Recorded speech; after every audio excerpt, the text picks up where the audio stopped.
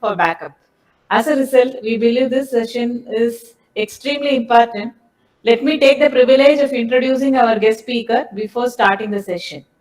Ms. Hemavati is working as scientist at Central Electrochemical Research Institute, Chennai.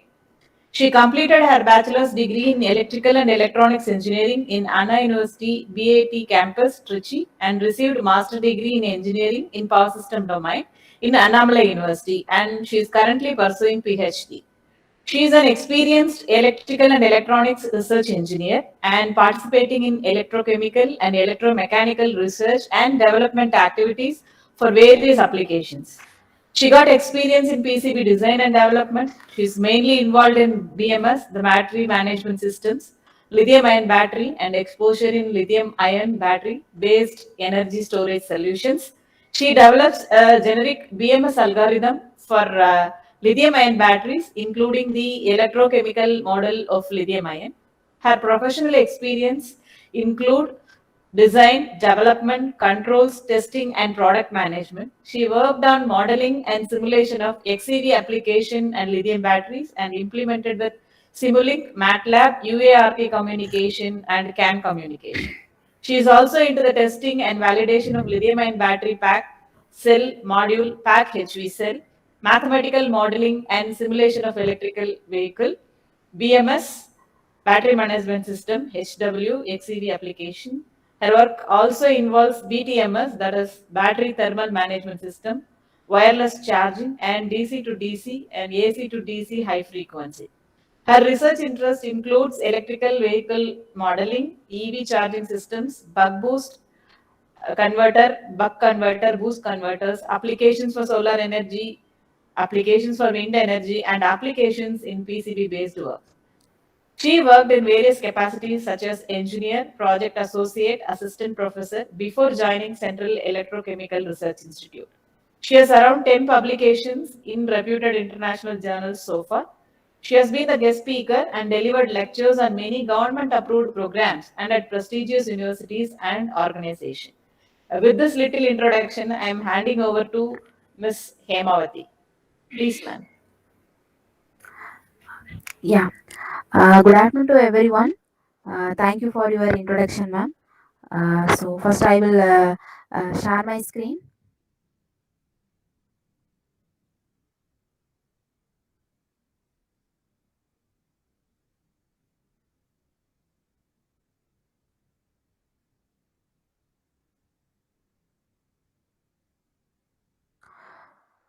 So my screen is visible to everyone. Yes, ma'am. Visible. Okay. Okay. Thank you. Um, so myself Hemavati, scientist in CSIR Electrochemical Research Institute. So our institute is located in Karaikudi, Tamil Nadu. So then one of the sister lab is in Chennai unit. So like it's located in CSIR Madras complex. So our major vision in terms of our institute, our major vision of our institute is to do the R&D activities in electrochemistry field and to develop the different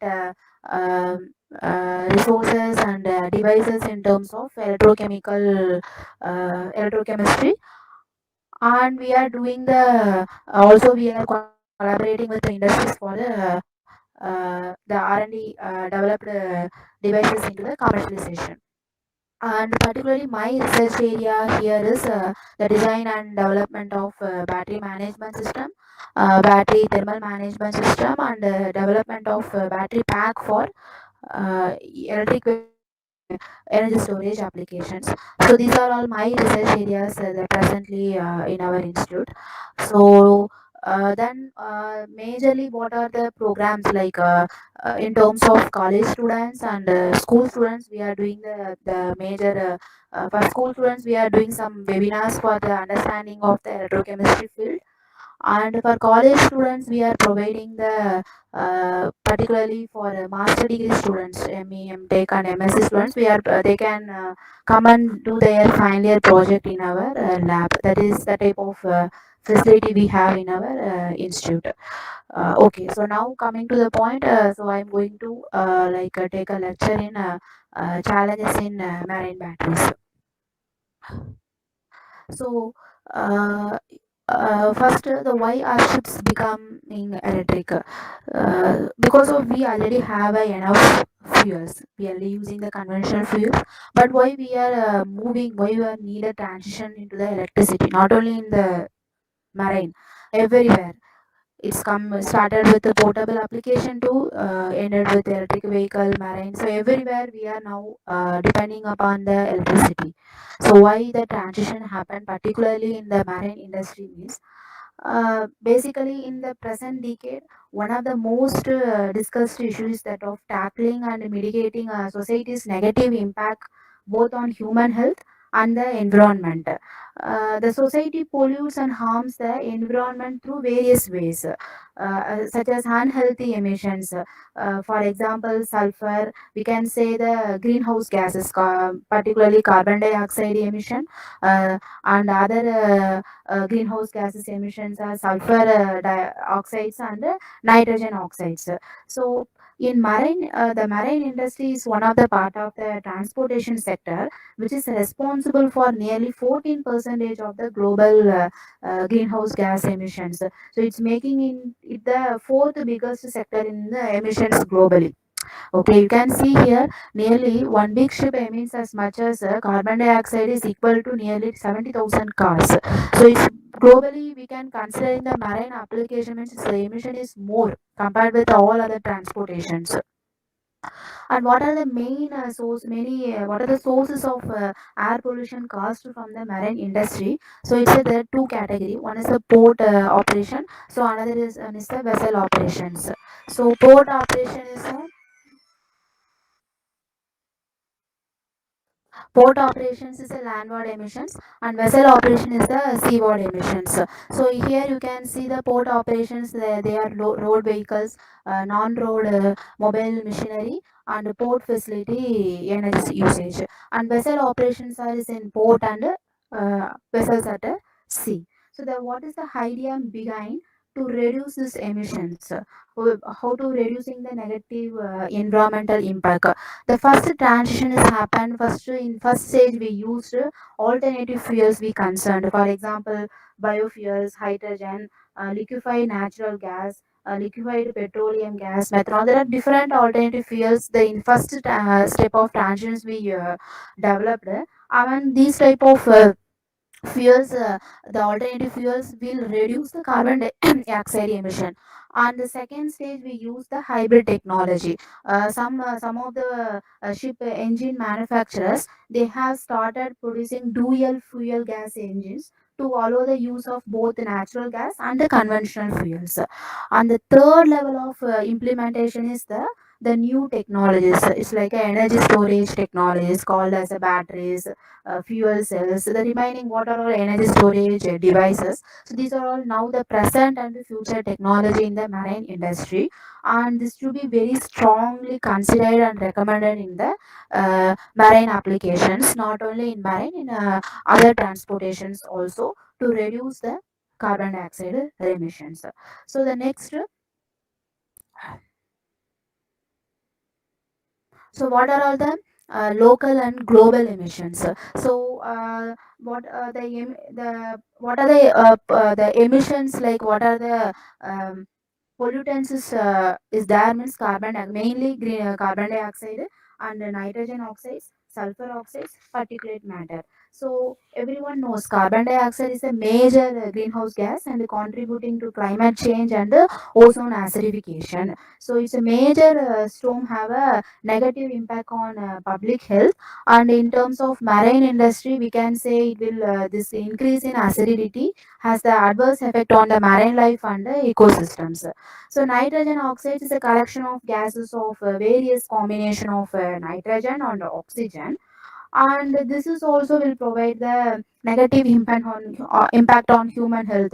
Particularly it's caused the lungs and heart failures, and it will also cause the acidification of soil and water, and particularly it affect the agriculture also, decrease the crop and vegetation productivity due to the ground level ozone. It's threatening the food security. And sulfur oxides is a collection of gases of various combinations of the sulfur and oxygen, so which cause the lung inflammation when breathing. And the same it also will provide the negative impact on the human health. And the same thing is it cause the high irritation, increased susceptibility to um, tract infections, and increased hospital admissions for the cardiac diseases. And finally, you can see the particulate matters are it's like a collection of solid and liquid particles forming during fuel combustion. For example, when we are when we are doing the fuel combustion, we will get some smog and dust. From that, these particles will form. So, what are the steps presently the government bodies and international, national, and international government organizations they are taking the step, and how we can reduce this emission from the ships? The international regulatory bodies such as International Maritime Organization and the National Environmental Agency of many countries have issued rules and regulations that drastically reduce the greenhouse gas and emissions emanating from marine sources. And next, the first what transition. Before we moving into the energy storage devices, the first stage how the transition is happened from the conventional fuel to alternative fuel. Okay, and these alternative fuels how the carbon dioxide emission levels also you can see in this picture. So, what are the alternative potential fuels are liquefied natural gas, liquefied petroleum gas, biofuel, electricity, hydrogen, and synthetic fuels. So, here you can see the LNG gas. So, LNG has a great potential, the best choice as a fuel in all shipping segments. Given that the infrastructure is in place, even the why we are telling of the best choice means it was somewhat clear the environmental benefits from the elimination of sulfur oxides and nitrogen oxides, and it will massive reduction in the greenhouse gases. For in we can see that right now nearly 80,000 registered ships, nearly 400 ships as LNG operated um, uh, ships, and definitely next 10 years by the end of 2030 the LNG run ships should increase to 1,000 vessels. And next, electricity. So electricity is the most promising technology present and future also, okay, for the shipping industry, not only shipping industry, for land transport. So here, the first level of transition is we use a renewable energy like solar and wind. And in for storing of the energy, we next we are moving on to the energy storage devices. So to charge the batteries for fully electric and hybrid ships. So enhance the role of electricity on ships will contribute towards improved energy management and fuel efficiency or larger vessels. So the future development based on because of the each and for a, basically there are several energy storage devices are there. So each devices have a several characteristics and batteries or a different different life cycle of the battery and reliability. So due to these conditions, for small ships we completely using the battery operated ship. If you are moving for large vessels, the engine manufacturers can keep on the hybrid solutions. So this is the future development. And the biofuels. So biofuels also the future most promising technology. It's basically it obtained from the vegetable oils, animal fat, and algae. So algae is the most promising resource which can grow on the water in the large quantities. So without competing with the food production. So it can reduce the overall greenhouse gas emissions also. So definitely 2030 biofuels can set a play a longer role. And the major barrier is like long storage because of that it's not a very mature technology, so there is we don't have a long storage stability. And sometimes the biofuels can cause the corrosion also, and biofuels have a limited penetration in the market. Significant quantities cannot be produced in the current scenario. And LPG. So LPG everyone knows started with the cooking and domestic heating, automotive transportation, and even all the places we are using the LPG gas, but the major barrier is too expensive, and it's very heavier than air, and it's very explosive gas. It is explosive safety hazard is needed when we are accumulate in the tank or in a engine room. So that's a major problem is we are facing in the LPG. So therefore, it's not considered safe for shipboard use. At next, hydrogen. So hydrogen is also the future technology, because of which can utilize, we can use hydrogen as the input to the fuel to power the fuel cells on onboard ships. So this is very lightest and the smallest of all gas molecules. So that's offering the best energy to weight ratio of all the fuels.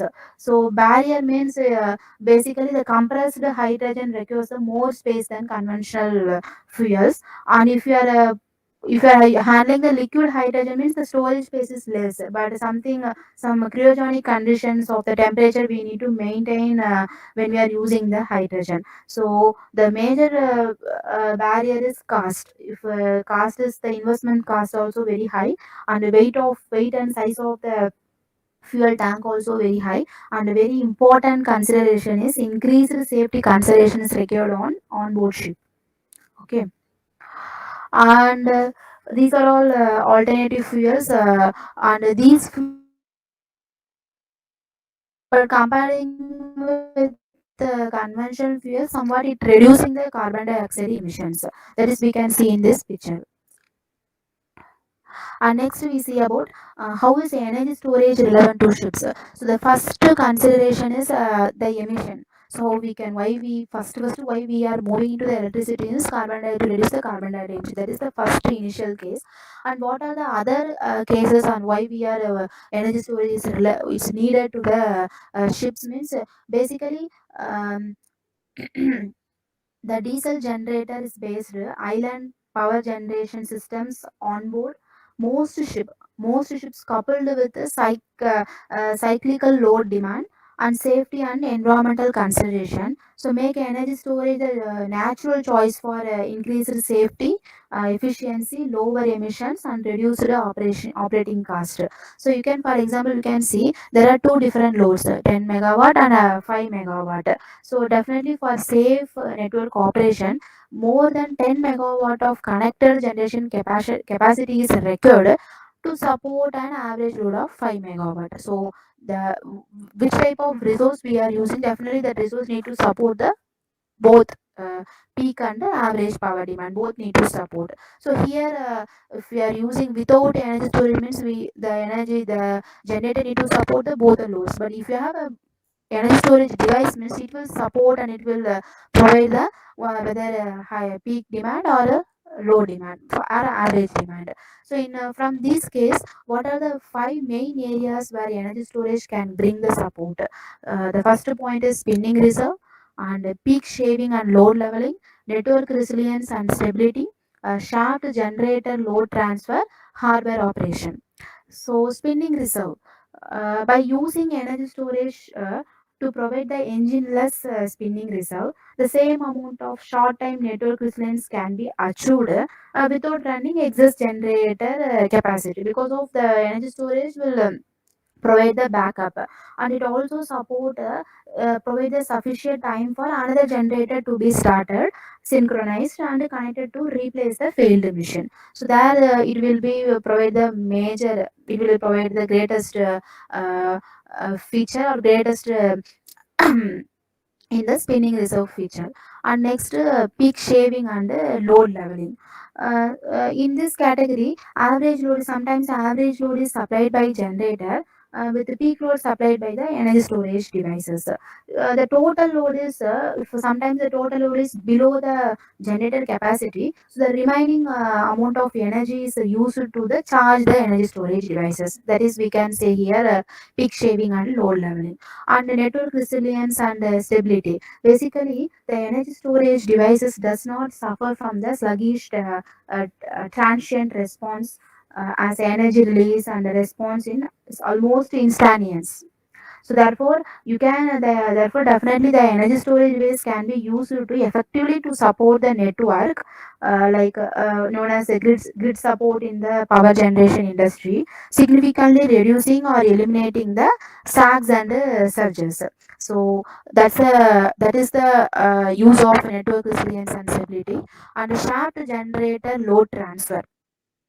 So due to its fast response of the energy storage system can provide an effective method to enable safe transfer between the shaft generator and the auxiliaries, because we will use a two different generator, one is the main and one is the auxiliary. So it will provide the safe operation. It will provide some sufficient time and safe operation to isolate from the shaft generator to um, auxiliaries by acting as a transitional dynamic island that can be synchronized to an unstable supply. And harbor operation. Harbor operation, if you are using the energy storage devices, the running of diesel generator at partial load continuously. So the energy storage systems can be used to power the complete vessel load in port with a diesel generator running only the periodically means that only periodically means it will reduce the carbon dioxide emission. If you are using the energy storage devices more time and diesel generator, if partially if you are using this, carbon dioxide emission is the running hours of the generator will be reduced, so it will reduce the carbon dioxide emissions. That is the harbor operations. So from these all the benefits, we can say the major benefits of the marine energy storage are reduced overall fuel consumption and improved efficiency, lower operating cost, lower maintenance cost, lower emissions, improved redundancy, and uh, an increased safety. So these are all the main benefits of the marine energy.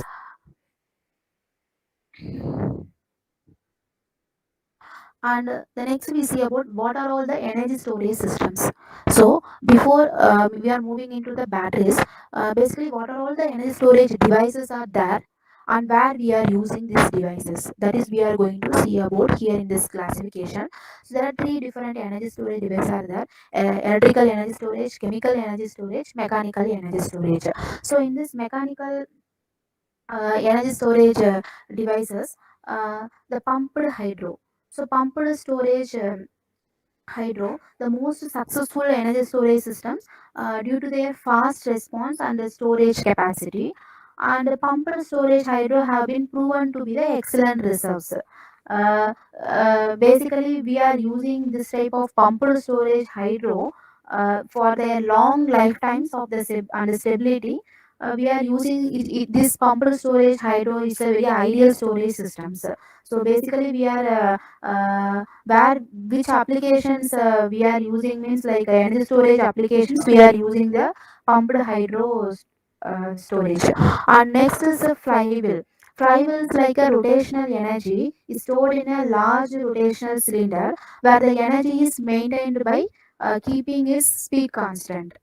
Okay, so a transmission device is used to accelerate or decelerate the flywheel by supplying or extracting the electricity. And flywheels are extensively used for the space applications.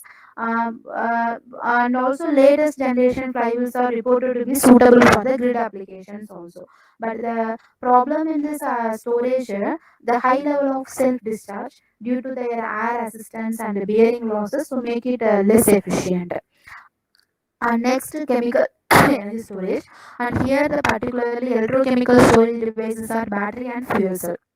At the coming slides, we are going to see about what are the different batteries and where how the batteries are, like what are the batteries are played in the major role in the marine industry. So more briefly, we are going to see about the batteries.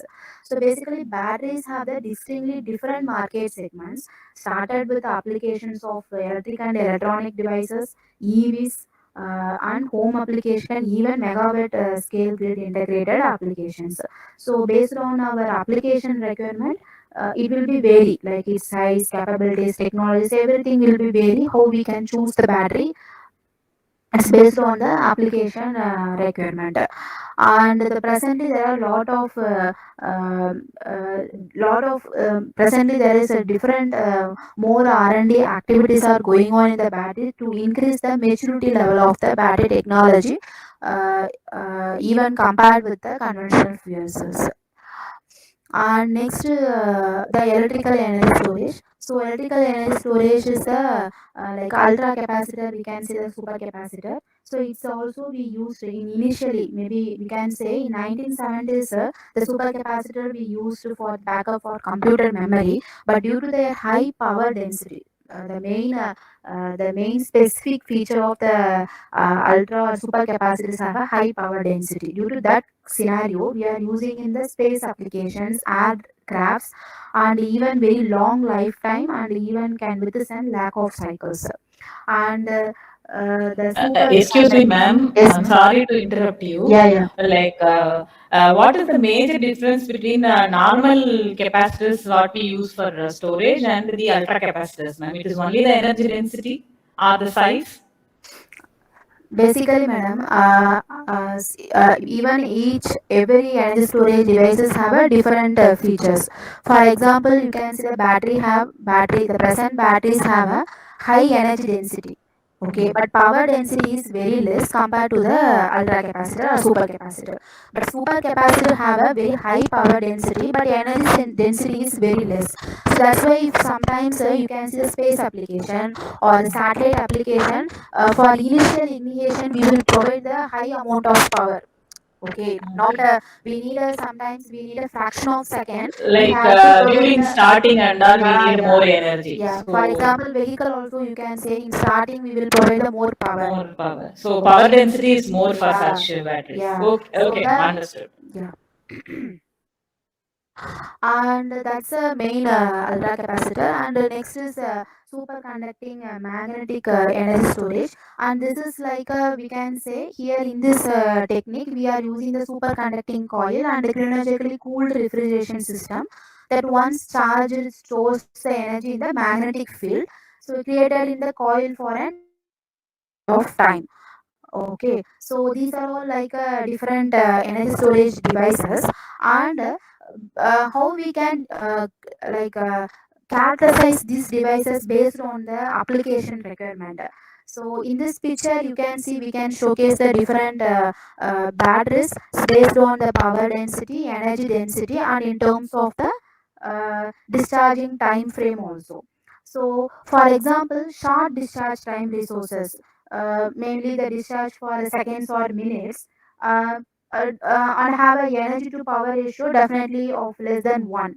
So for this feature we are using the ultra capacitors and the superconducting magnetic energy storage and flywheels we are using for to discharge the storage within a seconds or minutes. These devices have the high power density, but energy density is very less. And next case is medium discharge time resources, like discharge for minutes to hours, and have a energy to power ratio of between 1 to 10. So this category is dominated by batteries. Batteries means we can see the lead acid battery, lithium battery, sodium sulfur, different batteries are there, and sometimes flywheel also may also be used. And the third category is medium to long discharge time resources, we can say discharge for hours to days. So here what are the category will come means pumped hydro storage, compressed air energy storage devices, redox flow batteries. So these will come under minutes to long discharge time. And finally, long discharge time resources may discharge for days to month.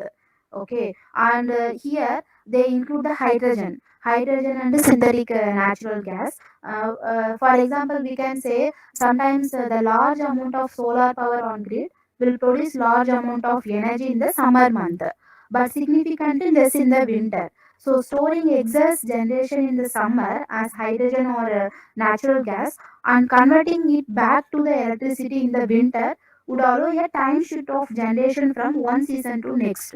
So it's like this type of energy storage we can use it for from the one season to next season. We can store the energy in summer season and we can use it for the winter season. So it's based on how we are choosing the energy storage basis for that particular application. That is based on the application. First we have to take in the application requirement, how much power the application required, how much energy, and how much the backup is required. These are all first we have to calculate, and based on that we need to choose the energy storage device. And at the same time, that energy storage device, whether it will support that environment or not, that is also we need to consider. And come okay, the now the over the evaluation of energy storage system in shipboard power system.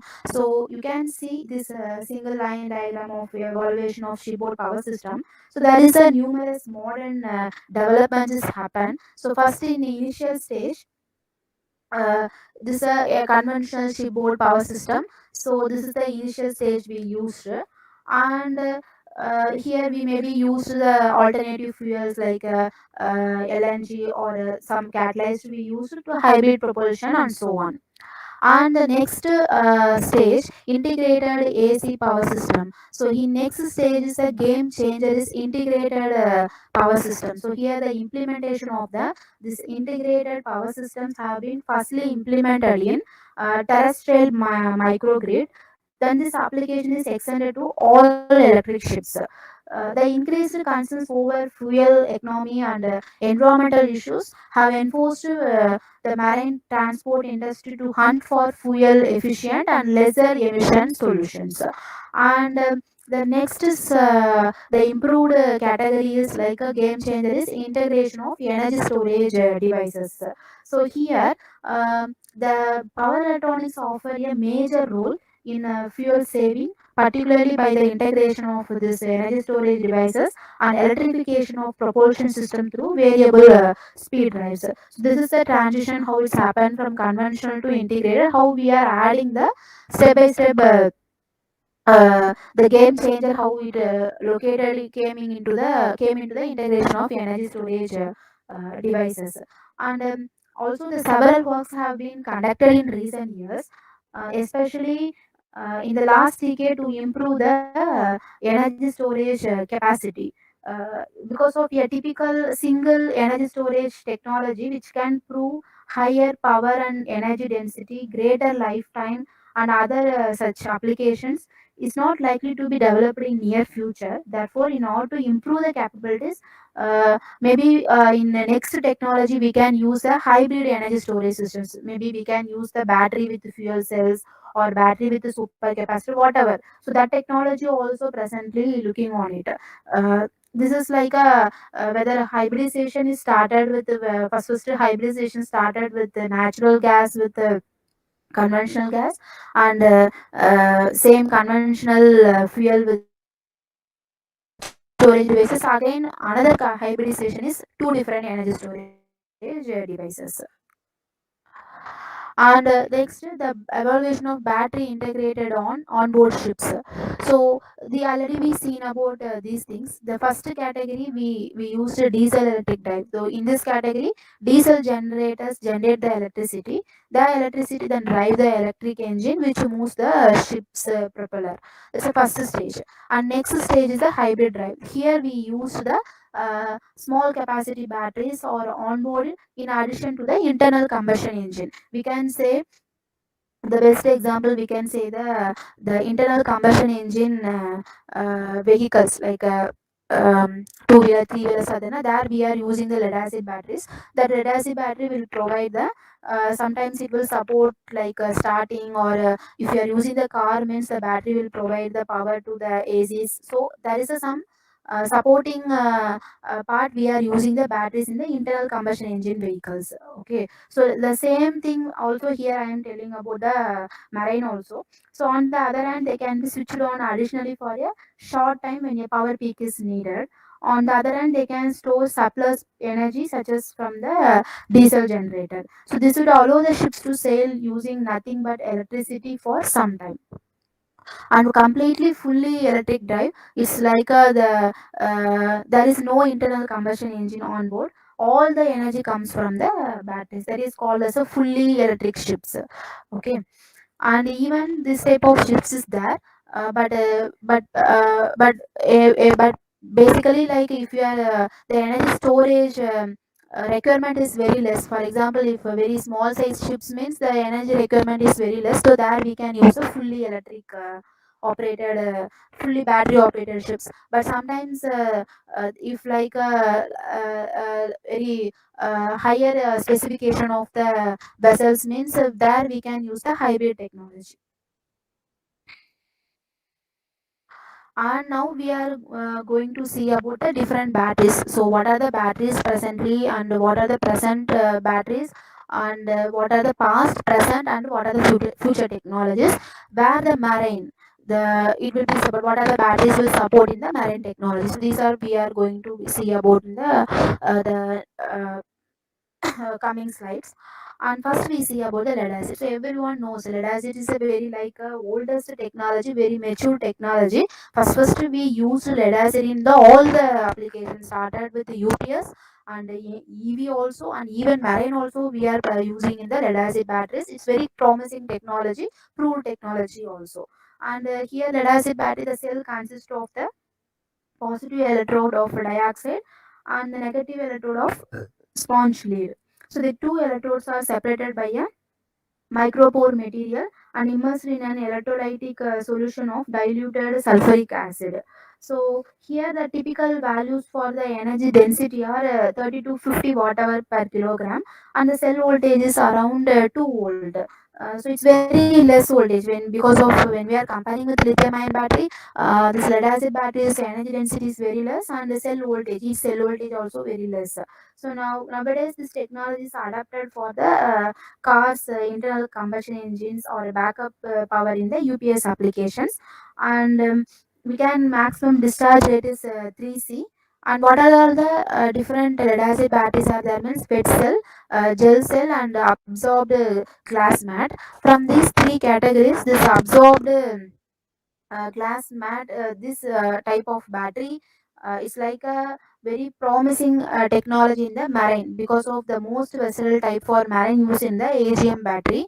If you don't use your vessel daily, the AGM will hold their charge better than wet and gel cell batteries. So long lifespan and low cell discharge rate make AGM excellent dual purpose batteries for boats.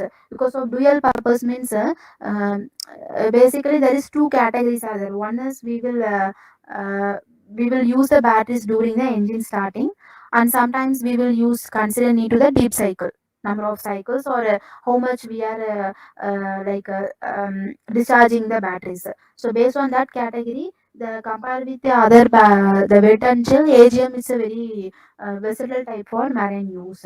And in wet cell, maybe we can say we need to frequently check the water levels on top of the distillate water as needed. So fill up after charging as water levels during a charge. And what are all advantages and disadvantage you can see here means it's very low cost, very safe, since electrodes and electrolytes are not flammable, commercially available worldwide, high specific power. But main disadvantage is energy density. It's very low energy density, specific energy density, and cycle life also it's very low. So that's a major disadvantage of the lead acid batteries. And next we see about the sodium sulfur batteries. So sodium sulfur battery is composed by the molten sodium in the positive electrode and the sulfur in the negative electrode. So they are separated by the ceramic electrolyte composed by solid beta alumina. The electrolyte allows only positive sodium ions to pass through and combine with the sulfur to form sodium uh, polysulfides. So basically, in this battery, the cell voltage is around 2 volt. But main characteristics of this battery is the battery must be at 300 degrees centigrade to allow the process. That is the main characteristics of this sodium sulfur. Even The maritime, maybe in marine industry also, the vessels can carry the weight of sodium sulfur batteries. The technology also requires considerable insulation, as these batteries typically operate in excess of 300 degrees centigrade with up to 6 hours of power delivery. The main consideration this only, because of these batteries you can operate at the high operating temperature. Okay, so that's why we can't use this type of batteries in if you have that type of temperature operating facility environment you have, means we can use in this type of battery technology in marine industry also. If you are some more research more recent research aims to reducing the operating temperature of the battery to 100 degrees centigrade, making the technology more attractive to the maritime applications. So how we can reducing the temperature research, in research what they are doing means they are in same battery they are using changing the electrolytes material. So electrolyte material present in the sodium sulfate they are using, so which can elevate the temperature, so we can the same battery we can use it at the lower temperature, but it's still in research level only. Basically because of sodium is like everyone knows, like it's like a salt water battery, and built using low cost and uses non-toxic materials also. So therefore you can we can the main problem is that temperature only, so we can elevate the temperature, means it's very suitable for the maritime applications. And what are the advantages? The high power, high energy density, high efficiency, temperature stability, low cost of raw materials, and commercially available. Disadvantage, the main I said, the high operating temperature and unsafe, because of fraction of beta alumina leads to the violent reaction. And we need a 300 degrees centigrade, means definitely we need a thermal management system to protect the complete application.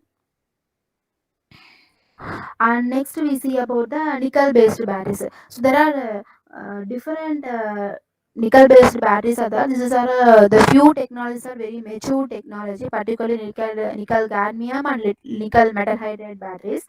And first we see about the nickel cadmium battery. So nickel cadmium battery is a very mature technology, since you can see the torch lights and the portable application we are using the nickel cadmium batteries.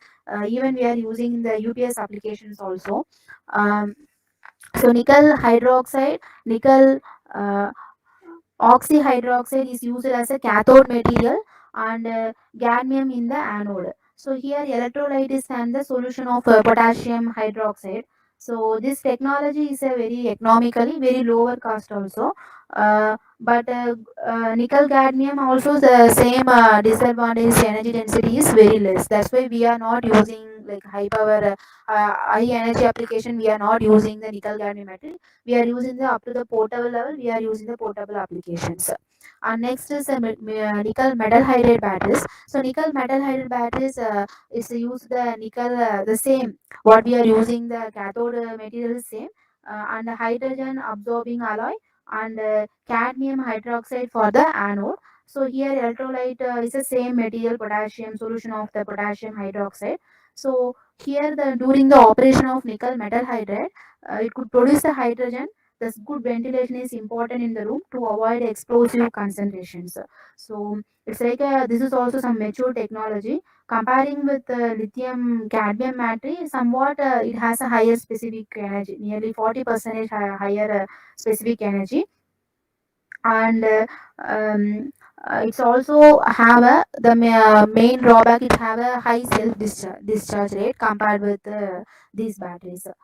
And next we see about the nickel ion battery. So nickel ion battery, we use the oxide hydroxide as a cathode material and iron as the anode, and the potassium hydroxide as a electrolyte. Okay, the nominal voltage of the nickel ion is 1.2 volt. It's very less.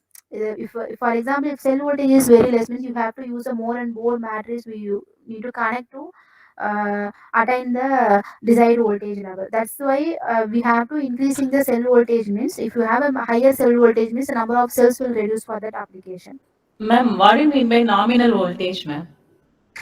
Nominal voltage means like madam, we can say there is a three different voltage levels are there. One is the charge voltage, it's a charge cutoff voltage, nominal voltage, and is the discharge cutoff voltage. Okay, so basically if you are you're purchasing one battery, uh, anyway, if you are fabricating, if for example, if battery self manufacturer, if they are fabricating the battery, they are taking into the commercialization means definitely there is a fixed voltage of the charge, it definitely will be there.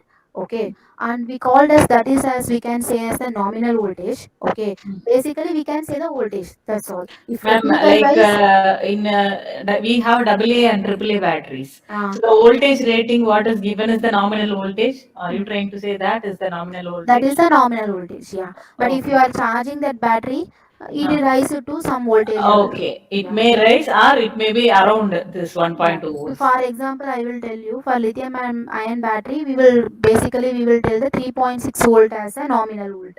Okay. Okay. If I am charging the battery, the voltage will rise to 4.2 volt. Why am 4.2 volt is the particular chemistry I am telling you. Okay, the particular Okay. chemistry of one battery I am using, that chemistry have a nominal voltage 3.6 volt, and it will be charging the battery, it rise to the maximum voltage 4.2 volt. And if I am discharging the battery, whether if you are using the battery in mobile, okay, how much discharge that cutoff means 2.8 volt. Okay. Okay. Ma'am, do we use nickel cadmium battery still? Yeah, we are using this. That's why I told you, like we are still using. You can see the torch lights. You can see the nickel cadmium batteries. Still, we are using. It's like the nickel cadmium battery. Also, it's looking a cylindrical cell only. Okay. Yeah, Okay. it's So the like a, nominal voltage is 1.2 for nickel cadmium, yeah, right, yeah, ma'am? yeah. And it's sometimes what will happen, the voltage level it will be changed. For lithium also the same thing. Lithium, there is a different cell voltage levels are there. For NMC chemistry, the battery's voltage is 3.6 volt, but in case of LFP chemistry means it's 3.2 volt. So there is some changes is there. Same nickel cadmium, nickel metal hydride, nickel ion, their ranges are, you can say, below 2 volt only. Okay, but based on the chemistry we are using, that based on chemistry only we can define that nominal voltage. Okay, so 1.2 volt, somewhere the nickel cadmium, some chemistries we will use 1.2 or 1 volt, even nickel ion battery also 1.2 volt. So it's based on what are the cathode and anode materials you are using in that battery, that based on that only we can get that nominal voltage. So it will be vary. It's based on the chemistry only. Anyway, if you are purchasing the battery, the voltage definitely they will mention in the surface of the battery. Okay, but the problem is you can't sensorize what is the chemistry, what cathode material or what anode material they used. Basically the technical people knows, but normal people like customers, they can't knows which chemistry. That is no need actually. Okay, so we can't say this is the voltage, we can't say it. Even we are increasing, even there are a lot of researches are happening, how we can increasing the voltage of the single cell. That is the future technology actually. If now people are looking how we can still increasing the battery voltage up to 5 volt, like that, still the researches are going on. The main need is why we are doing means, if you are increasing the voltage level, the number of cell will decrease in the application. Otherwise you need to add the more battery. For And it will example, increase the size also, right, size ma'am? also, yeah, size also. And if size will increase means you need to provide the safety wise, you have to Yeah. provide the all. So The everything, packing, everything will increase. so everything will increase. That's why this type of major research is happening in the battery means, the main thing is two things. One is the voltage, second capacity. Okay, even again and again research is going on how we can increasing the capacity of the cell, how to increasing the voltage of the cell. If a single cell will provide a high level of voltage and capacity means, no need to bring the multiple cells. If we can reduce this number of cells, if number of cells will reduce means the production level will reduce, the thermal safety will increase, and the space also will reduce. So there are a lot of uh, concerns are there here.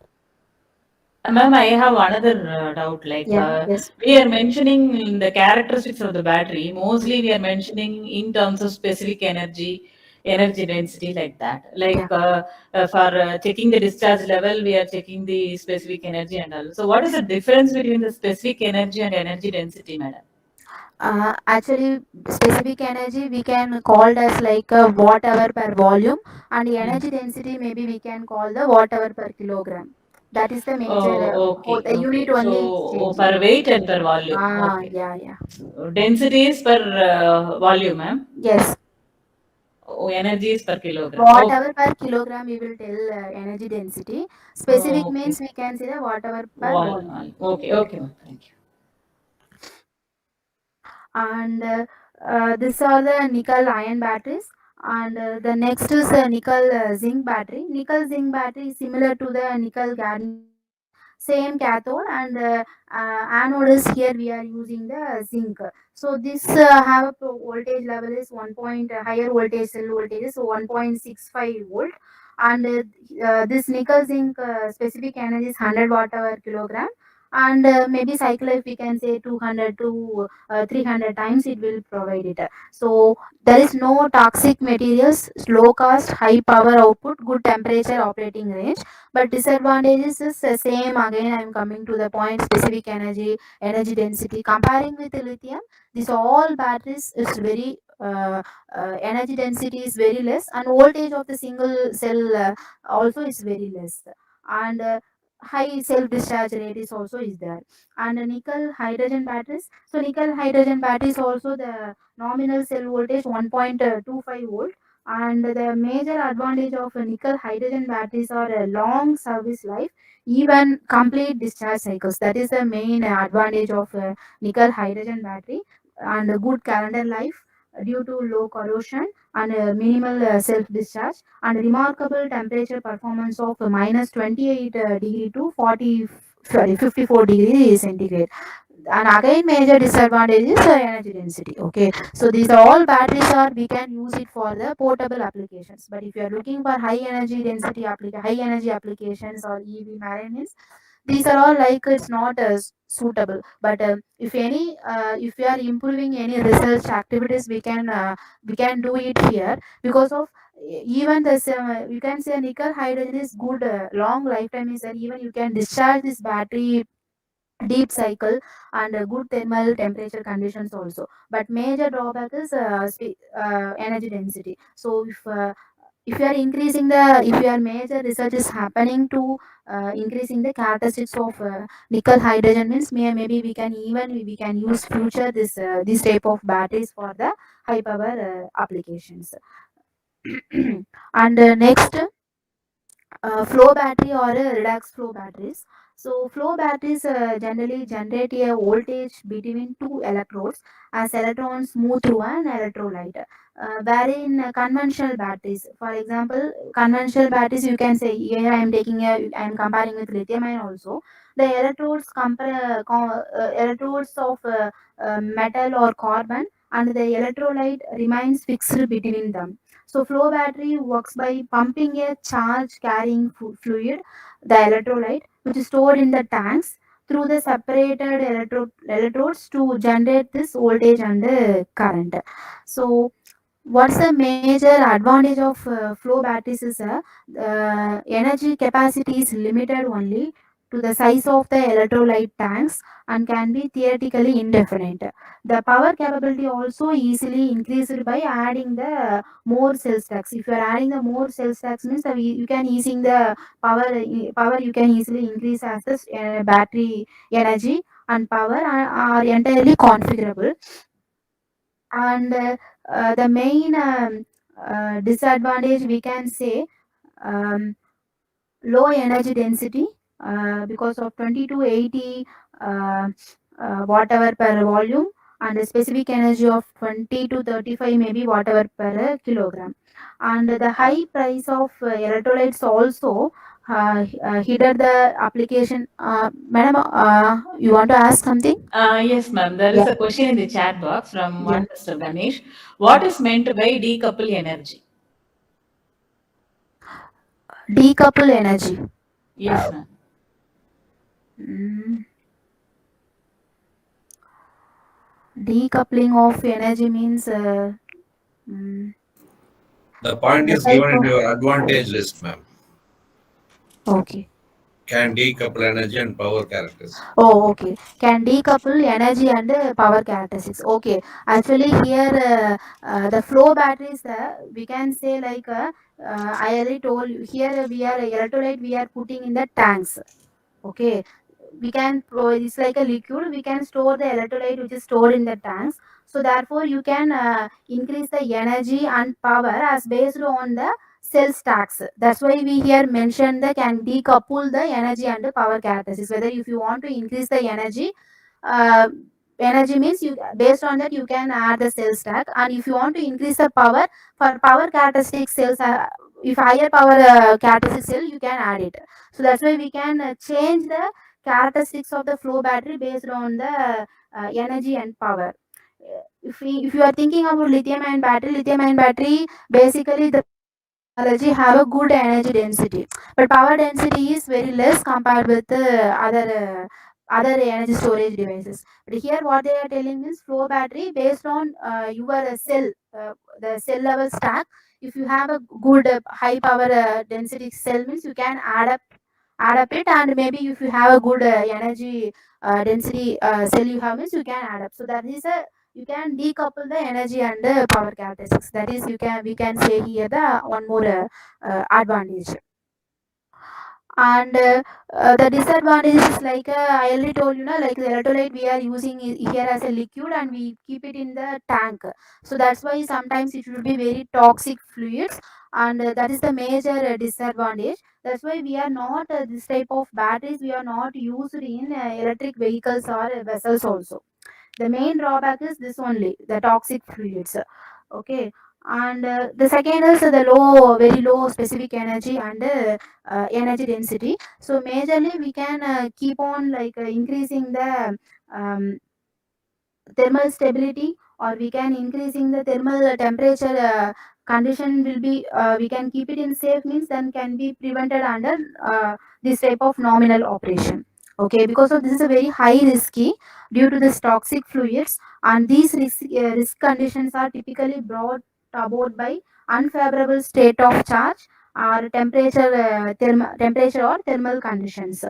And these are all like the flow battery. And maybe you can say coming to the redox flow battery also. So one of the category from the flow battery, the vanadium redox flow battery. So it's have benefits related to other flow battery technologies. So here we are using the electrolyte is chemically identical on both the positive and the negative side of the system. There is no safety issue of cross contamination of the system, and the reaction is only the mildly exothermic. That is like one of the redox flow batteries, one of the characteristics of the flow battery. And here there is significantly reduced risk of a short circuit or degradation from the loss of active material.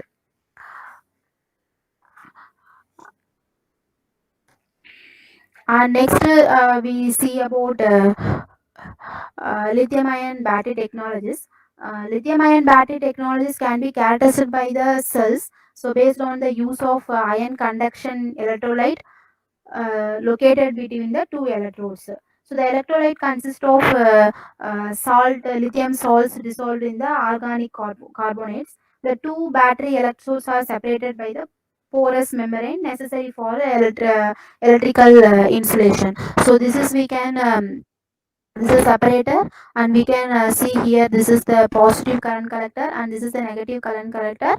And how the charging and discharging process happening here, whether during the charging and discharging process the lithium ions migrate between the electrodes and are intercalated in the active materials. So during the, for example, during the discharge process the lithium ion is deintegrated by the negative electrode and there is a release of electrons. And here the aluminium and copper is used as the current collectors for the positive and the negative electrode. And so now what is the major research is happening means how we can increase the how we can use the different cathode material and anode materials to increase the energy density and voltage level or cycle life of the battery. That is majorly we are happening, we are using the different materials in the cathode, anode, electrolyte and separator. And so these are the advantages is the highest specific energy of commercially available batteries and relatively high cycle life, the highest energy density of commercially available batteries. And disadvantage is we are using here electrolyte as a liquid electrolyte. So there is a flammable, definitely the flammable electrolyte. Sometimes what will happen, this is basically happen in cell fabrication industry. So if you're not the cell will be not if the fabrication of the cell, sometimes it will be not good quality, it will be very poor means, sometimes if electrolyte is not filled properly means it will be leak from the cell.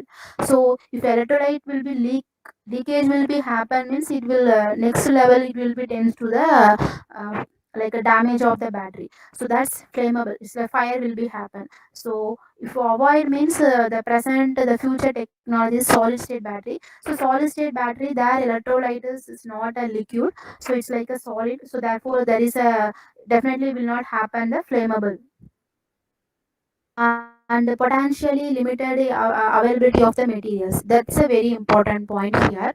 And cost, maybe we can say now India the lithium ion battery somewhat matured, maybe we can say when the electric vehicle came, okay, when the electric vehicle came and it will be started to running on roads, somewhat the lithium ion battery technology now it should be very mature technology in our India.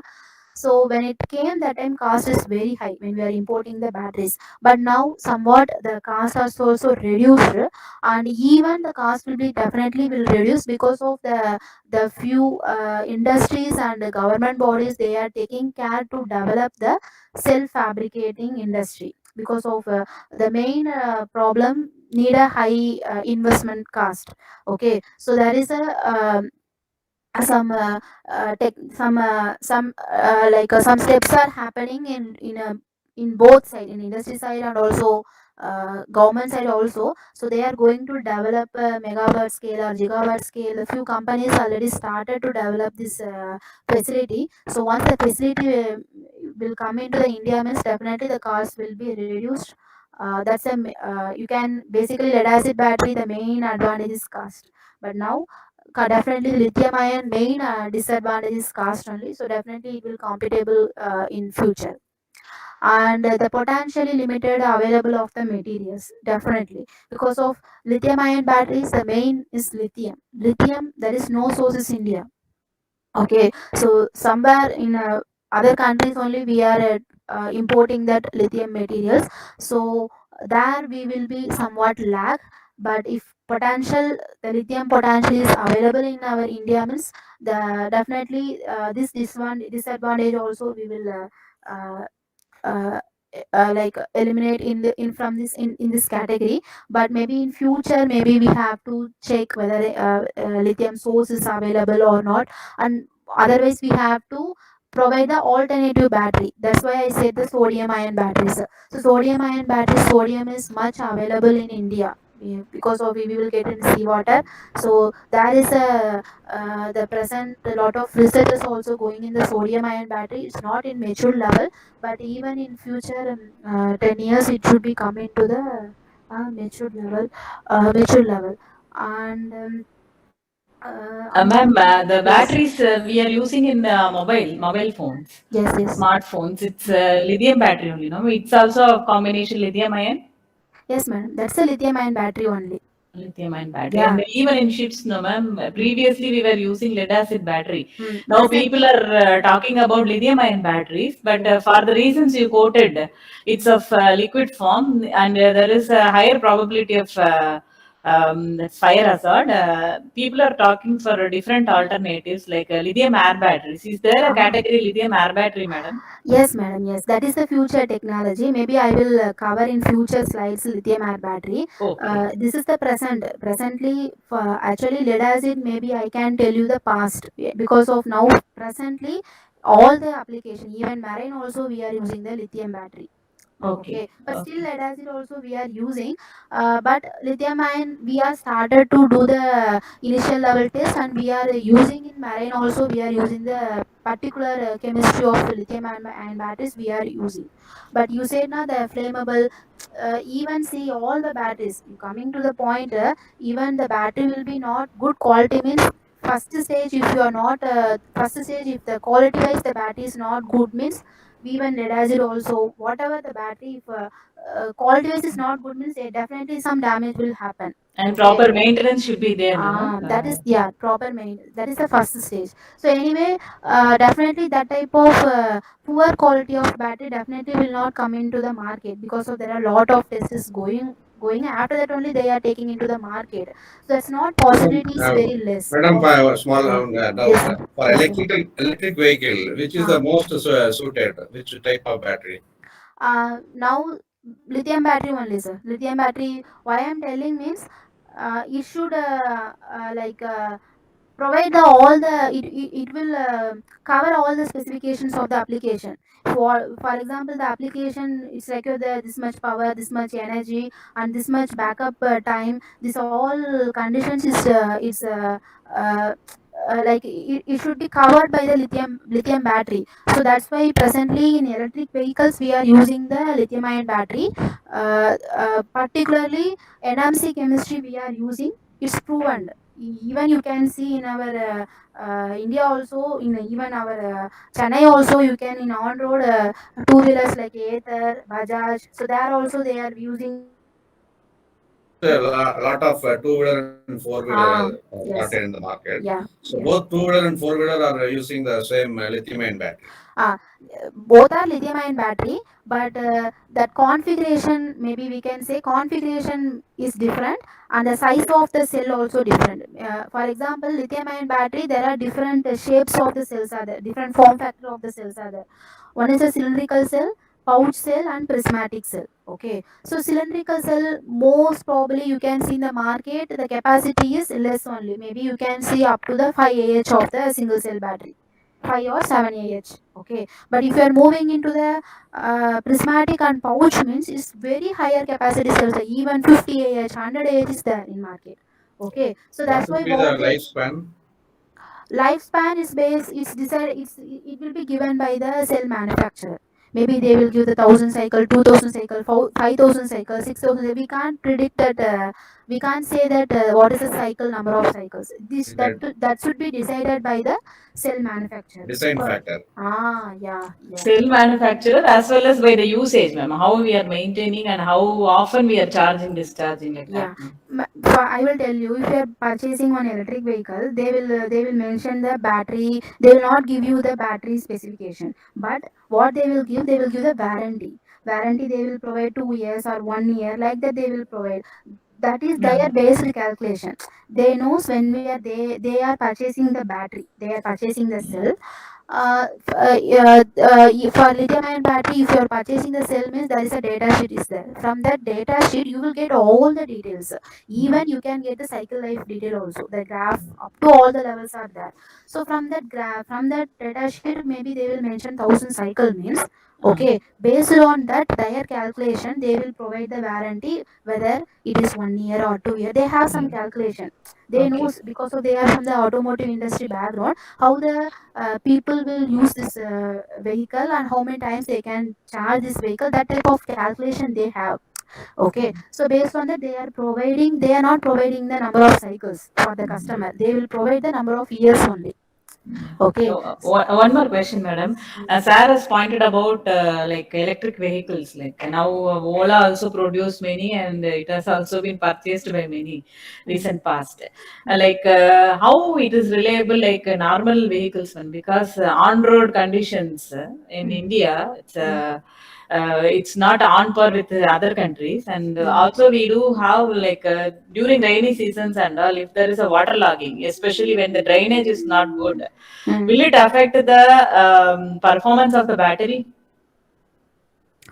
um, that means definitely, affect means how can I say how you are Like mechanical structure. yeah, yeah, We not should the be. mechanical structure, ma'am, like starting and all, like some normal bikes, if it is there is a water logging, and if we are keeping in such places, so when we are starting again, we will be having a starting problem.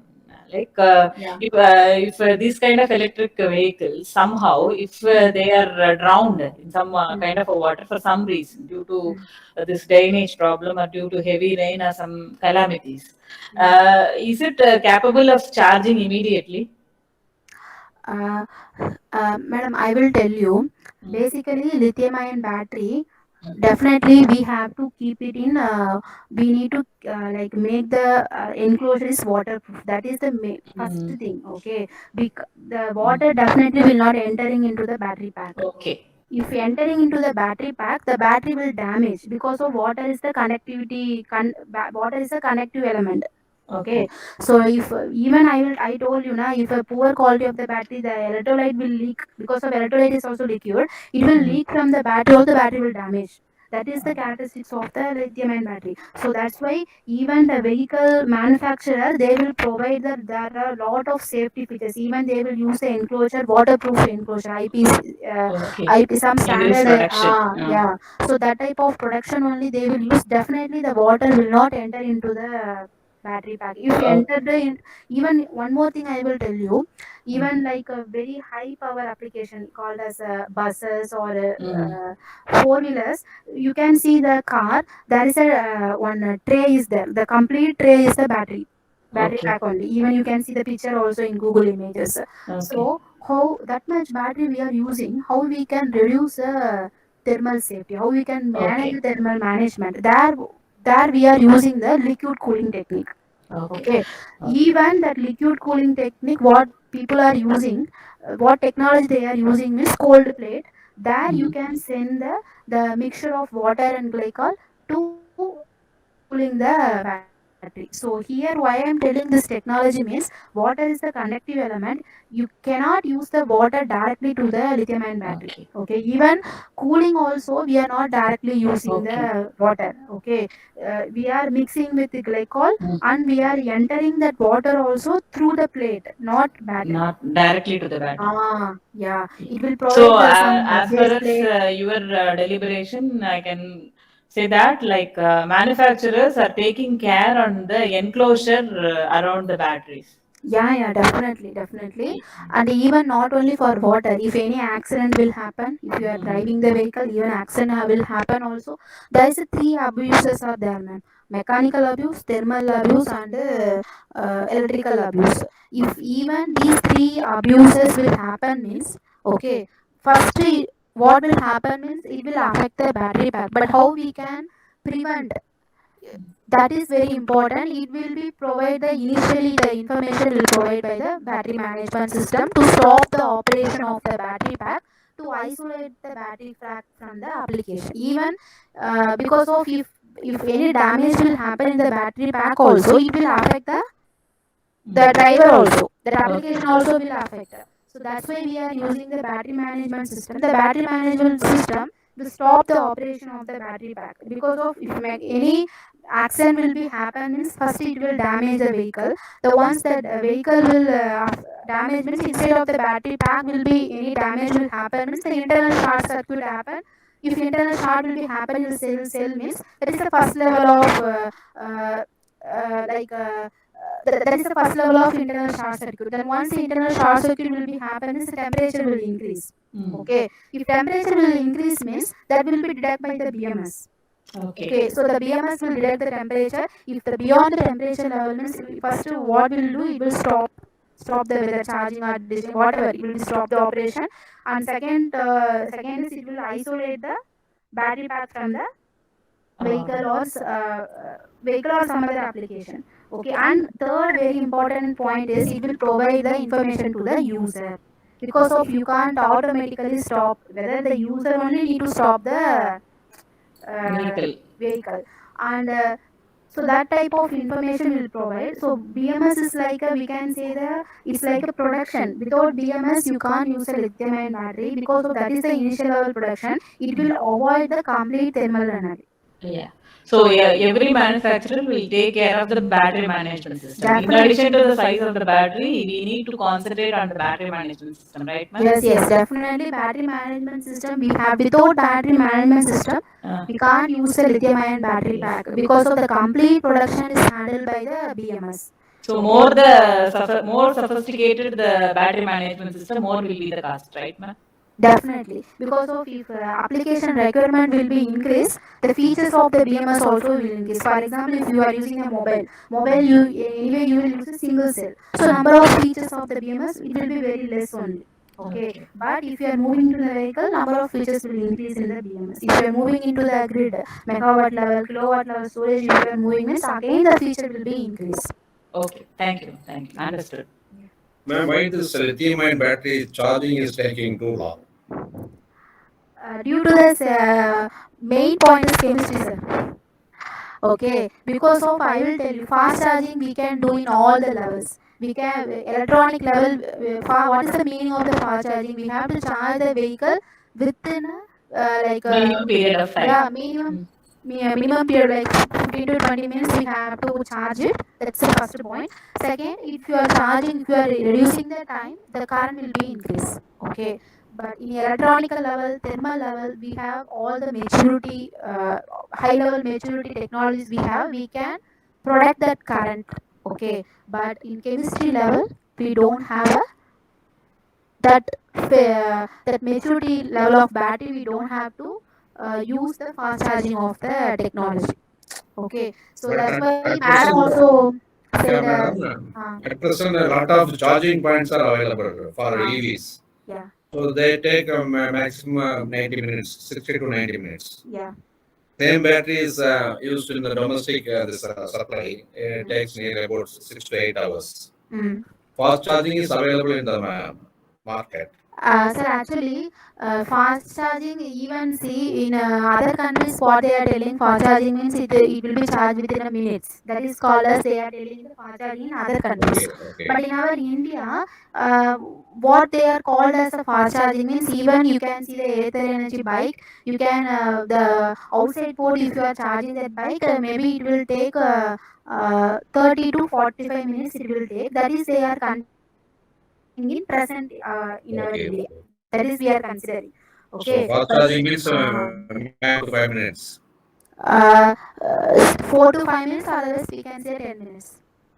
Sir, also, sir, the Within fast a seconds charging. also, sir. These are all based on the current only, sir. These are all fast Yeah. charging. You can say up to the minutes or seconds also. You can say it. It Okay, needs a but separate transformer. ah, but the battery will support or not. That is the big Yeah, so question it is should be there. compatible to the device what we are using, sir. Like even for mobiles, we do have different kinds of chargers. Yeah. For fast chargers, some mobiles it will be adapting, it will be having a facility of holding that much current rating. Some other mobiles which have been developed earlier, they will be charging, but immediately the some of the operation will not be functioning in such kind of mobiles. It Hello. depends on the rating. Okay.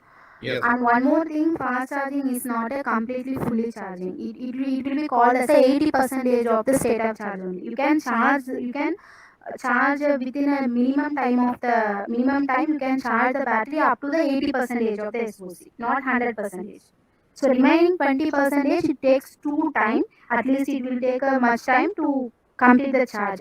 So that's why fast charging is not a 100 percentage. It's not a fully charging of the battery. We can call as a 80 percentage. For example, you are telling within 10 minutes I am charging the battery back. That is the meaning of you can charge that battery with up to the 80 percentage of the level, not 100 percentage of the level. The Okay. balance 20% will take extra time. 20% will not charge. That's enough for you. Okay, if I want to go for 100%, not possible. If you want to go for 100%, it means it takes again. If you want remaining 20%, it takes at least 1 hour time to Yeah, complete the that's what. charge. Yeah. It takes more time. Yeah, that's for example, the customer will think means like I have to go immediately. Okay, so like it's based on you only. Okay, it's 80% charge is enough for means you can disconnect it and you can come and you can move on it. Okay, so still fast charging is not complete fully. It will not charge the battery completely. You can charge up to 80% within a minutes or seconds in hour, but remaining 20% you can charge. It takes a time to charge. Like Okay. fast food service. Yeah, yeah, yeah. Okay, Okay. okay, continue. Yeah.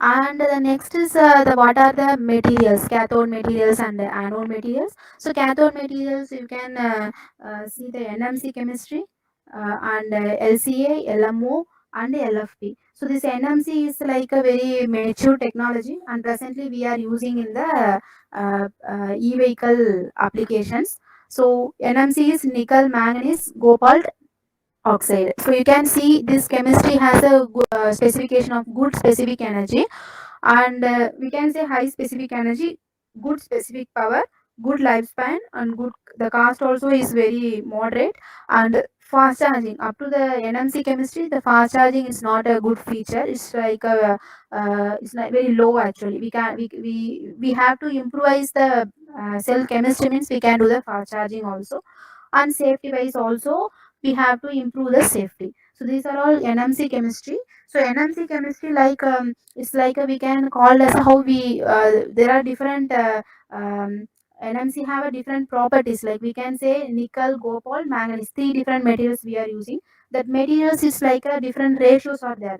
Maybe what are the ratios presently we are using in the market means 433 and 622, 531, 514, and the most future and the most promising technology is 811. It's like maybe we can use it in future. 811 also we can use it in the commercially. Okay, and and this is like a NMC and LFP. So LFP majorly we are using in grid storage applications. LFP we are using. So LFP all you can see good fast charging. You can do the fast charging also. LFP it will be support and safety wise is good. And the major problem in LFP battery is energy density. So energy density is very less compared with the NMC chemistry. Okay, so and one more thing, this NMC chemistry voltage is 3.6 volt or 3.7 volt, but LFP is 3.2 volt only. So 3.2 means we have to again you considering the application means we have to more batteries we need to use it in series and parallel connection to attain the application requirement. So and lifespan also is good, cost also is moderate. The main drawback in LFP means the energy density is very less actually, and due to one more very important advantage in LFP batteries, it's like we can say that we are using here phosphorus olivine rather than a layered metal oxide in the NMC. So therefore it's like a this cathode material potentially reduce the risk magnitude during the thermal runaway. These cells are additionally often more resilient to the next NCA. NCA most probably is almost these features are almost equivalent to the NMC. So NCA what is the NCA means we are using nickel, cobalt, aluminium. So aluminium we are using here. Aluminium can improve the energy density and the calendar life characteristics. And NCA batteries tends to use the higher percentage of the nickel with respect to the NMC, and the cathode composed of nickel is 80 percentage and 15 percentage cobalt, and aluminum we can say the 5 percentage. So that's a main, most probably the aluminum have a nominally provide the some stability similar to what is achieved with equal to the NMC batteries compared to high nickel content NMC batteries. And LMO, so LMO is like a lithium manganese oxide. Okay, so this is very unique cathode chemistry. It's like a spinal structure. It provides a significant benefit in terms of power capabilities. Okay, and this chemistry have a lower energy density than these type of cobalt based components, and shorter life characteristics, especially at higher temperatures. So These are all few chemistry highs here you can see here, and from these all the chemistries, uh, NCM, like these two chemistry, uh, apart from these two chemistry, these all remaining chemistry have a lower energy density than NCM and NCA, and LFP. So LFP, the greatest advantages of the LFP is, as oxygen can trigger the fire or even the explosion of the cell. So the risk that does not occur within the LFP. So the definitely LFP battery safety wise is very good.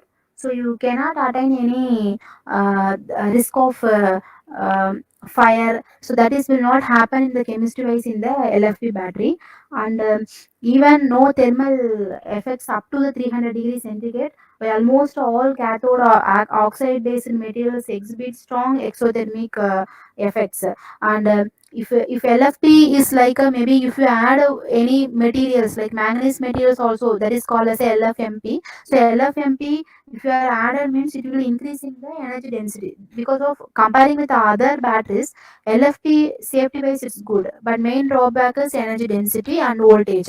So if you are adding the some other material, for example, here telling the manganese material, if you are adding means it will somewhat increasing the energy density. So you can use it. It increases nearly up to the value of the 20 percentage. So these materials still the development of this type of cathode material is relatively young, and it is therefore believed that over time it can reach the performance of the other technologies. And next we see about the anode materials. Anode materials, what are the anode materials? Graphite, LTO, amorphous carbon, and composites alloys. So we are using silicon materials. So we are using, these are all the anode materials. So even you can see here, the we gave the comparison of these anode materials with respect to the capacity versus potential. So first graphite. So graphite as well as the other anode materials or integration materials. So graphite is considered as a good solution, since the process of integration in such a material is reversible and without losses. Even lithium plating phenomena do not occur also. Okay, and comparing with LTO, means LTO have a higher potential comparing with the graphite. So even if comparing with even each and every category, somewhat the specific capacity is increasing, but the potential wise it should be decreasing. So so these are all like different anode materials. And the next we see about the roadmap of what are the future as prospective of the cathode, anode, electrolyte, and the separator materials. So first we started with these materials: LCO, graphite, hard carbon we used, and Li TF6 as a solvent we used as electrolyte, and polyolefin used as a separator. And step by step you can see now the these much chemistries we are using. And what is the future technology means lithium air battery and lithium sulfur battery. Because of lithium air battery have a very higher, you can compare it, because of conventional fuel. If you are comparing with the conventional fuel, the conventional fuel have the energy density is very high. Okay, but these batteries are not that much higher energy density. Okay, so why we are focusing on, why we are changing the chemistries means, we have to attain the at least equivalent, or at least we have to came into the near to the conventional fuel energy density. So maybe the future technology, why the lithium ion battery is a future technology means, lithium ion battery is a good very high energy density, and we can come at least near to the conventional fuel cells. And anode material, I already told the different anode materials we are using, and electrolyte. And electrolyte, the solid electrolyte is the future technology, and separators.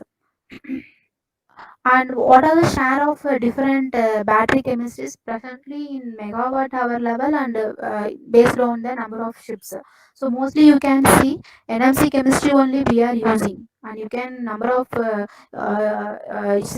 presently we are using the lithium ion battery in marine application also. So majorly you can see the NMC chemistry batteries only majorly we are using. And next is you can see the LFP, and apart from this nickel, cadmium, lead acid, these are all very few. Okay, So this is the cell chemistry based how cell chemistry based categories of the number of ships. And what are the next generation of the battery technologies. So here just I am just to give you the overview. So solid state lithium ion batteries, lithium sulfur battery, zinc ion batteries, rechargeable metal air means I say no, metal air battery is called as we can say lithium air battery, sodium air battery, what are all metals, it's coming to the point as a rechargeable metal air batteries, and dual ion batteries. So basically solid state battery is very safe because of we are not using the liquid electrolyte, it's non flammable electrolyte and no dendrite formation. Okay. And other thing is compare on the anode side, the solid state batteries open the door to safe operation of lithium metal such as lithium sulfur or lithium air by suppressing the dendrite formation, also increase the energy density. And the zinc ion batteries, you can see zinc ion batteries as a zinc ions are the charge carriers, and zinc chloride or ammonium chloride we are using as a electrolyte. And these are all batteries are very safe, cheap, and non-flammable, non-toxic materials. But still, there is a researches are going on to increase the density or increase the energy density of these batteries when we are comparing for the lithium ion. And next is we can see the rechargeable metal air batteries. So rechargeable metal air batteries, it's like a metal air batteries is have a high specific energy capacity, and this is the primary motivation, and this is a very future technology for all the applications. And these are the open cathode that uses air as the reactant. Okay. And there are several metal air batteries are there. It's based on the lithium air battery, sodium air battery, potassium air battery, zinc air battery, and even aluminum air battery, magnesium air battery. The major advantage is we are using the air as the reactant, so therefore it will be increasing the high specific energy capacity of the battery. And dual ion batteries, even dual ion batteries, you can say whatever all the batteries, what all we see in the battery, we are using all the batteries like the energy carrier ions transferred between the electrode source of a single type. For example, lithium battery means lithium ions are the energy carriers. Zinc battery means zinc ions are the energy carriers. But dual ion battery, we will use the both positive and negative charged ions act as the energy carriers. So there is a two energy carriers are there in dual ion batteries. That's why it's called as the name itself. We are calling as a dual ion batteries. And it will provide a high voltage level and consequently high energy density. And what are the future of lithium ion batteries in the marine sector? So I already said, so now we are using the NMC. So their specific energy is you can say nearly around 200 to 300. And come to the point LFP. So LFP I already said energy density is very less compared with the LFP battery. So now what is the market range is nearly 100 or 100 range only is there. And what are all like futures means I already said NMC 811 ratio, it will become within a 5 years. And in research level 800 batteries are there, but in commercial levels we are not used.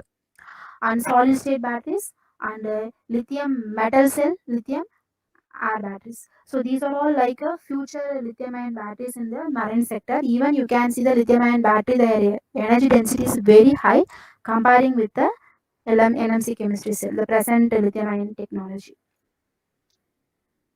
And next, so how we are using this battery powered propulsion system, how the battery is in this figure you can see how the battery is used for primary propulsion system, solar system, and other subsystems on board the vessel.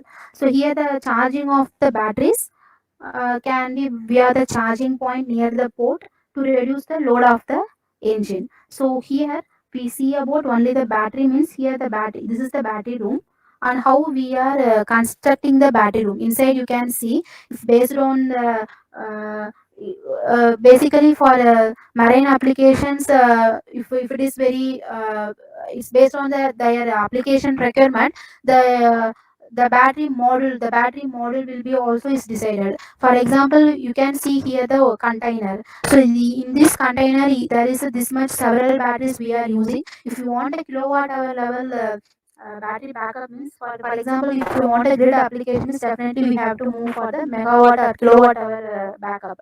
So there how we are arranging the inside the batteries. And here for example you can see the one of the battery model. So these are all the power models. So how we are arranging here, these are all the racks. So rack basis we are arranging. And here the fire alarm system, cooling system. And after that this will communicate with the DC to DC or DC to AC converters and the communication systems. So this is like how we are arranging the battery module in the battery room. And even you can see this battery power module. So this is the battery power module. Here we are connecting the cells parallel and series. Okay, and these battery modules are controlled, protected and monitored by the battery management system. So battery management system, next, these are the functions of the battery management system. So the main function of the battery management system is first thing is to monitor the battery terminal voltage, current, capacity, open circuit voltage, state of charge, state of health. So all the parameters should be monitored at least even within a milliseconds. You need to the user needs to know the values, like it should be up to date. Okay, because of if sometimes the temperature will increase means the user needs to know whether what is the level of the temperature. And otherwise it will get some alarm indication in the user display means you will know what is happening in the battery. And if any battery will damage also, you can easily identify that location. And you can even after some time you can change, you can replace also. Okay, because of in marine application and vehicle application we are using this multiple batteries. Okay, multiple thousands of batteries we are using. So that which battery is affected, how we can know. So that is a complete system we need. Each and cell voltage you need to monitor the complete cell voltage means even you can easily identify where the problem is there and how we can isolate that module from the complete pack. So that is the main functions of the BMS. And first is SOC. You can see the SOC levels, that is a different techniques are there. Okay, started with coulomb counting technique. And there is a even each technique have some accuracy issues. So due to that reason we are developing level by level. And now even the advanced techniques presently as the artificial intelligence, machine learning techniques and Kalman filter techniques. There are different techniques are there to increase the accuracy of the state of charge level. And second very important another feature is cell balancing. So cell balancing is very much needed to maintain the all the cell voltages or all the energy level of the cells to be equal level. We usually enhance the lifetime of the battery. That is the second important feature. And apart from these things, we have to protect the battery within a voltage limits, within a current limits, within a temperature limits. So everything we will be defined in the BMS, and the BMS will protect within a limits and will be giving the information to the user also through communication. For example, electric vehicle means we will use the CAN communication, but in case of if energy storage means we will use the any RS485 or some other some standard communications are there, that we will use it. And this is the one of the case study for hybrid ship. Everyone knows this energy storage for the particular cruiser marine vehicle. You can see here the example, we are 6 hour operation zero emission like that. That means we are providing the 6 hour operation is happened by the energy storage device. So due to that reason you can see here with energy storage and without energy storage how much the cumulative fuel consumption is happened in the way in the in the ship, and basically here the hotel and auxiliary load here 2 megawatt. The propulsion power and slow steaming is 1.5 1 megawatt, and energy demand from the battery is 18 kilowatt hour, and needed battery capacity is 20 kilowatt hour. Because of why 20 kilowatt hour means we will not discharge the battery completely. We have to maintain some depth of discharge, so that's why we have to provide the higher level of battery capacity. So battery, where the battery will be support means it will be support the peak shaving, load leveling, zero emission, and the strategic loading of engines to optimize operating point.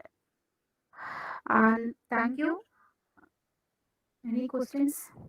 Any questions from the audience?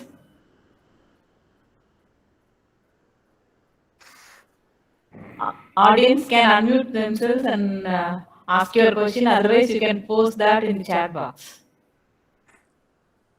Madam, in the last slide, you have given the capacity of the battery in kilowatt hour. Actually, the capacity of battery will be given in ampere hours only, no, ma'am? We can mention both, madam. Ampere hour also we can mention. Kilowatt hour also we can mention. Watt hour also, or ampere hour. Both are we can call as the capacity. Okay. Yeah.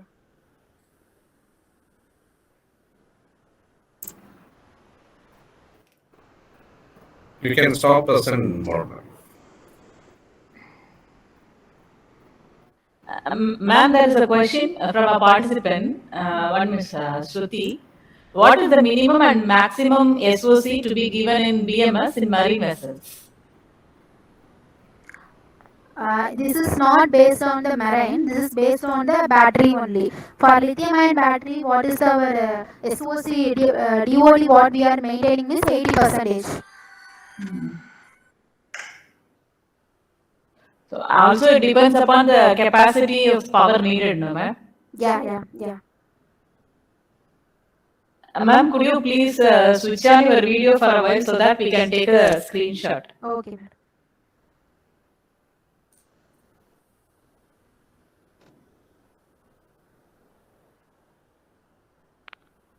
Thank you, ma'am. Thank you. Any questions from the audience? Any further questions? Okay, if there is no further questions, can we conclude, ma'am? Yes, madam. Yes. Yeah, we can Thanks for conclude your this. wonderful opportunity to present here. So anyway, nice to meet with you, everyone. Yeah. Ma'am, I have one personal question with relevant to our university. Is there any possibility of collaborating our university with you for testing purposes for small projects and all? Ma'am, am I audible? Yeah, just to repeat it again, madam. Ma'am, is there any possibility of collaborating our university with you for testing purposes for small projects like that? Definitely, madam. Definitely. Okay. That type of possibilities there. Maybe we can discuss in offline, madam. Okay. Thank you, ma'am. Thank you. Thank you very much, ma'am, for your kind support and presentation. Yeah, thank you very much, ma'am. Thank you for providing such in-depth coverage of the subject. It was extremely beneficial, and it was my topic of interest also, battery management system. So I have troubled you with many silly questions, but patiently you have answered all the questions. Thank you very much, madam, for your excellent presentation and your time. Thank you, madam. Thank you very much. Thank you, ma'am. Thank you, ma'am. We can conclude. And for the participants, we have given the attendance link for today in the chat box. So complete the form and submit as usual. Thank you very much. Tomorrow we will be joining by 10 o'clock, and the session what we have